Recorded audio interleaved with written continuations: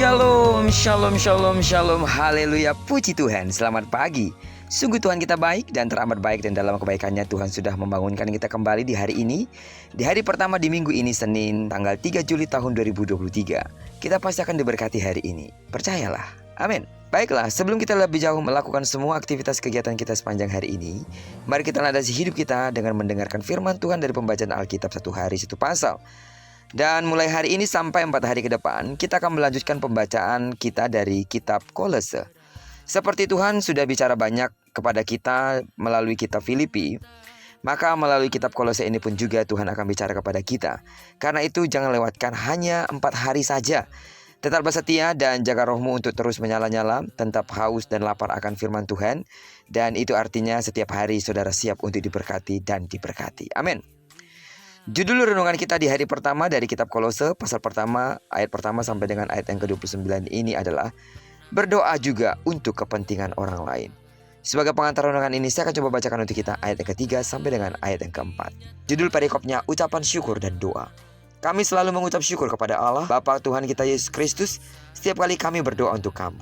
Karena kami telah mendengar tentang imanmu dalam Kristus Yesus dan tentang kasihmu terhadap semua orang kudus. Saudara, ada banyak hal yang dapat membuat kita meninggalkan iman kepada Yesus Kristus, seperti kesusahan, penderitaan, serta kenyamanan hidup yang merupakan beberapa pemicunya.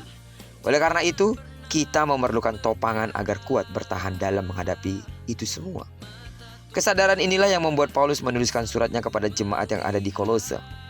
Meskipun sedang mendekam di penjara, ia menguatkan jemaat di Kolose. Saat itu mereka sedang bertumbuh dalam iman. Namun di saat bersamaan mereka juga menghadapi rupa-rupa pengajaran sesat. Dalam surat Kolose ini, Paulus menegaskan kepada jemaat bahwa ia begitu bersyukur kepada Allah akan keadaan mereka. Paulus dan Timotius tidak henti-hentinya berdoa untuk pertumbuhan mereka agar mereka menerima hikmat, menerima pengertian yang benar dalam mengetahui kehendak Tuhan. Saudara, kita tahu bahwa doa adalah nafas kehidupan orang Kristen. Amin. Melalui doa, Allah bisa bekerja secara ajaib. Paulus memberikan sebuah perspektif mengenai doa. Menurut Paulus, doa bukan sekedar untuk kepentingan diri sendiri. Paulus menunjukkan kepada kita bahwa mendoakan orang lain juga harus mendapat porsi yang besar dalam doa-doa pribadi kita. Doa adalah sumber kekuatan bagi orang percaya, khususnya bagi mereka yang sedang terguncang imannya karena banyak hal. Dengan pemahaman inilah seharusnya kita sebagai orang Kristen semakin sering mendoakan orang lain. Sebaiknya kita menghentikan kebiasaan berdoa hanya untuk berfokus kepada diri sendiri. Kita seharusnya lebih sering menyediakan waktu untuk mendoakan orang lain. Seperti gereja, gembala sidang, keluarganya, sidang jemaat yang lain yang mungkin saudara bisa dapat sebutkan namanya ketika Anda mengenalnya dengan baik. Para misionaris, anak-anak Tuhan dimanapun mereka berada. Mereka yang sudah lama tidak bergereja. Mereka jemaat yang baru bertobat. Mereka yang baru pertama kali datang ke gereja. Mereka yang sedang bergumul. Dan bagi mereka yang membutuhkan topangan kehadiran kita di dalam doa. Dengan demikian, kita telah mencontoh Rasul Paulus, yakni mendoakan jemaat agar kuat dalam menjalani iman Kristen. Amin.